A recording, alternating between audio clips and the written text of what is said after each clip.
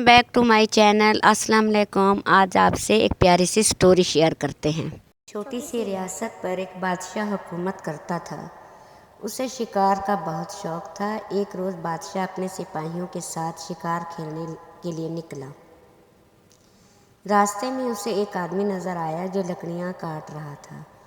करीब ही एक गधा बंधा हुआ था और एक झोंपड़ी भी नज़र आ रही थी। बादशाह ये देखकर बहुत हैरान हुआ कि इस गरीब की झोपड़ी बहुत छोटी थी और इसमें सिर्फ एक ही आदमी लेट सकता था। बादशाह कुछ दूर तक गया तो अचानक तेज़ आंधी और तूफान शुरू हो गया। बादशाह के सिपाहियों ने फ़ौरन उसे वापस जाने का मशवरा दिया, लेकिन बादशाह ने कहा कि तुम सब वापस चले जाओ, मैं तो इस आदमी की झोपड़ी में रात गुजारूंगा। ये सुनकर तमाम सिपाही हैरत ज़दा हो रह गए। एक ने कहा, बादशाह सलामत, इस झोपड़ी में मुश्किल से एक आदमी रह सकता है, आप हमारे साथ वापस अपने महल में चलें। मगर बादशाह अपनी बात पर कायम था।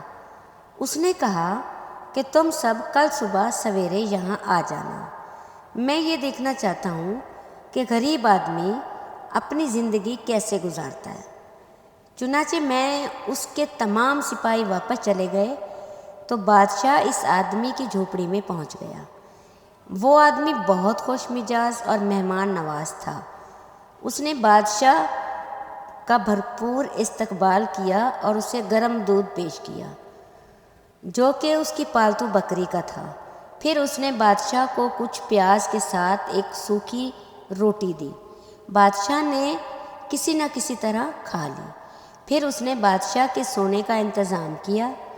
चूँकि झोपड़ी में सिर्फ एक ही बिस्तर था, इसीलिए वो खुद बाहर घास पर अपने गधे के करीब सोया और बादशाह को बिस्तर पर लेटा दिया। पूरी रात बादशाह को नींद नहीं आई क्योंकि उसे अपने महल के नरम बिस्तरों पर सोने की आदत थी। सुबह उसने इस आदमी से पूछा कि आखिर तुम शहर में क्यों नहीं रहते।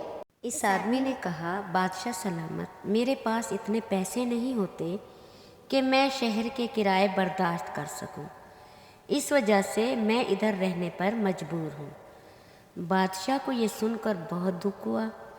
उसने फ़ौरन अपने महल का एक कमरा उसे मुफ्त में देने का हुक्म दिया और शाही ख़जाने से उसके लिए माहाना वजीफ़ा भी जारी करवा दिया। अल्लाह हाफिज़।